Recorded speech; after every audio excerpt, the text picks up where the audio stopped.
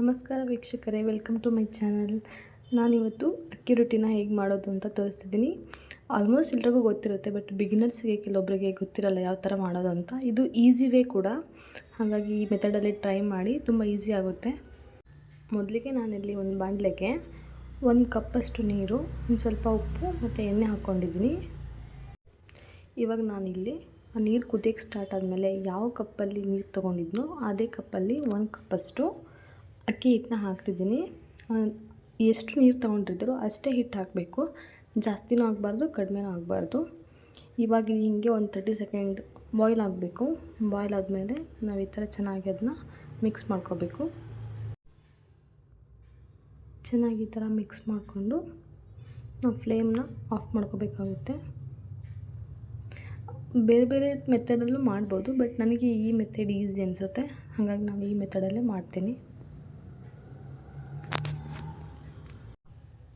ಚೆನ್ನಾಗಿ ಇದನ್ನ ಈಗ ಮಿಕ್ಸ್ ಮಾಡ್ಕೊಂಡಾದ್ಮೇಲೆ ನಾವು ಗ್ಯಾಸ್ನ ಆಫ್ ಮಾಡಬೇಕು. ಇವಾಗ ಇದನ್ನ ಹಾಗೆ ಕೈಯಲ್ಲೇ ಅದೇ ಪಾತ್ರೆಯಲ್ಲಿ ನಾವು ಚೆನ್ನಾಗಿ ನಾದ್ಕೋಬೇಕಾಗುತ್ತೆ. ನಾವು ಎಷ್ಟು ಚೆನ್ನಾಗಿ ಸ್ಮೂತಾಗಿ ನಾದ್ಕೊತೀವೋ ರೊಟ್ಟಿ ಅಷ್ಟು ಚೆನ್ನಾಗಿ ಬರುತ್ತೆ. ನೋಡಿ, ಇಲ್ಲಿ ನಾವು ನೀರು ಕರೆಕ್ಟಾಗಿ ಹಾಕ್ಕೊಂಡಿರೋದ್ರಿಂದ ಅದು ತೆಳ್ಳಗೂ ಆಗೋಲ್ಲ, ಹಿಟ್ಟು ಗಟ್ಟಿಯಾಗಿ ಆಗೋಲ್ಲ. ನೀರು ಜಾಸ್ತಿ ಆದರೆ ಉದ್ದಕ್ಕೆ ಆಗೋಲ್ಲ, ಅಷ್ಟು ತೆಳ ಆಗಿಬಿಡುತ್ತೆ. ನೀರು ಕಡಿಮೆ ಆದ್ರೂ ಗಟ್ಟಿ ಆಗಿಬಿಡುತ್ತೆ ಹಿಟ್ಟು. ಕರೆಕ್ಟಾಗಿ ಹಾಕೊಂಡ್ರೆ ಕರೆಕ್ಟಾಗಿ ಬರುತ್ತೆ. ನೋಡಿ, ಈ ಥರ ಇದನ್ನ ಚೆನ್ನಾಗಿ ನಾವು ನಾದ್ಕೋಬೇಕು. ಬೆಳಗ್ಗೆ ಬ್ರೇಕ್ಫಾಸ್ಟಿಗೆ ಆಗಿರ್ಬೋದು, ಬಾಕ್ಸಿಗೆ, ಮಧ್ಯಾಹ್ನ ಊಟ ಅಥವಾ ನೈಟ್ ಊಟಕ್ಕೂ ತುಂಬ ಚೆನ್ನಾಗಿರುತ್ತೆ ಅಕ್ಕಿ ರೊಟ್ಟಿ. ಚೆನ್ನಾಗಿ ನಾದ್ಕೊಂಡಾದ್ಮೇಲೆ ನಮ್ಗೆ ಯಾವ ಸೈಜಿಗೆ ಬೇಕೋ ಆ ಸೈಜಿಗೆ ನಾವು ಉಂಡೆ ಆಗಿ ಮಾಡಿ ಇಟ್ಕೋಬೇಕು. ನೀವೆಲ್ಲ ಉಂಡೆನೂ ಮಾಡಿ ಇಟ್ಕೋಬೋದು, ಅಥವಾ ನೀವು ಲಟ್ಟಿಸುವಾಗಲೇ ಉಂಡೆ ಮಾಡ್ಕೋಬೋದು. ಚೆನ್ನಾಗಿ ಇದನ್ನ ಇನ್ನೊಂದು ಸಲ ನಾದ್ಕೊಂಡು ಉಂಡೆ ಮಾಡ್ಕೊತಾ ಇದ್ದೀನಿ. ಒಣ ಹಿಟ್ಟು ಹಾಕ್ಕೊಂಡಿದ್ದನ್ನ ನಾವು ಲಟ್ಟಿಸ್ಕೋಬೇಕು.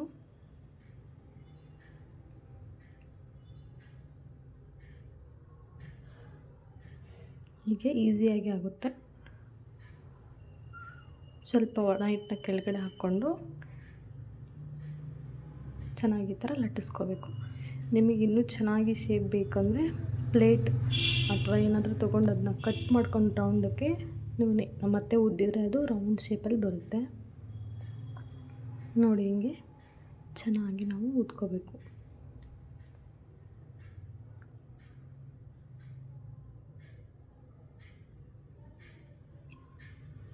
ಇವಾಗ ಹಂಚು ಕಾದಿದ್ದೆ, ಅದ್ರ ಮೇಲೆ ಹಾಕಿ ಹಿಟ್ಟಿನ ಭಾಗ ಏನಿರುತ್ತಲ್ಲ ಅದನ್ನ ನಾವು ಮೇಲ್ಗಡೆ ಹಾಕಬೇಕು. ಅದಕ್ಕೆ ಒಂದು ನೀರನ್ನ ಹಚ್ಬೇಕು. ನಾವು ಒಂದು ಬಿಳಿ ಬಟ್ಟೆ ತೊಗೊಂಡು ಜಸ್ಟ್ ನೀರನ್ನ ಹಚ್ಚಿದರೆ ಆಯಿತು. ಇಲ್ಲಾಂದರೆ ರೊಟ್ಟಿ ಅದು ಹಿಟ್ಟು ಹಚ್ಚಿರ್ತೀವಲ್ಲ, ಹಿಟ್ಟು ಅನಿಸುತ್ತೆ ಅಂತ ಮೇಲ್ಗಡೆ ಚೆನ್ನಾಗಿ ಅದಕ್ಕೆ ನೀರು ಹಚ್ತಾ ಇದ್ದೀನಿ. ಇವಾಗ ಅದನ್ನ ಬೆಂದಿದ ಮೇಲೆ 2 ಕಡೆ ತಿರುಗಿಸ್ಕೋಬೇಕು. ನೋಡಿ, ಚೆನ್ನಾಗಿ ಎಷ್ಟು ಚೆನ್ನಾಗಿ ಉಬ್ಬಿ ಬರ್ತಾಯಿದೆ.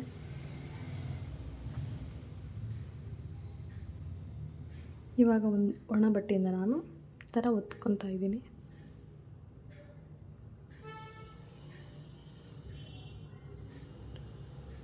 ರೊಟ್ಟಿ ರೆಡಿ ಆಯಿತು.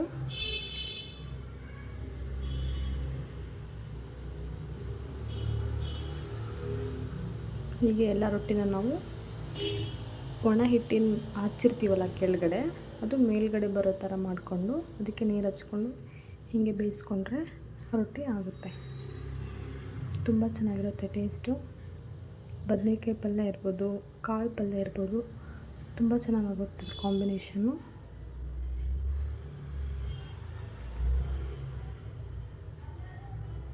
ಬಾಕ್ಸಿಗೆ ನಾವು ಹಾಕ್ಕೊಟ್ರು ಮಧ್ಯಾಹ್ನ ಆದ್ರೂ ಮೆತ್ತಗೆ ತುಂಬ ಚೆನ್ನಾಗಿರುತ್ತೆ ರೊಟ್ಟಿ.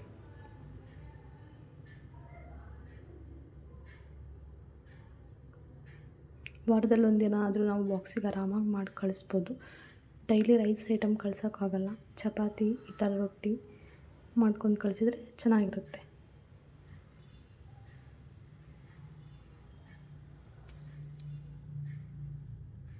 ಹೀಗೆ ಎಲ್ಲ ರೊಟ್ಟಿನೂ ರೆಡಿ ಆಯಿತು. ಇದನ್ನು ನಾನು ಬೇಳೆ ಮತ್ತು ಸಬ್ಬಸಿಗೆ ಸೊಪ್ಪಿನ ಪಲ್ಯ ಜೊತೆಗೆ ಸರ್ವ್ ಮಾಡಿದೆ. ತುಂಬ ಚೆನ್ನಾಗಿತ್ತು. ನೀವು ಟ್ರೈ ಮಾಡಿ ಹೇಗೆ ಬಂತು ಅಂತ ಹೇಳಿ. Thank you for watching.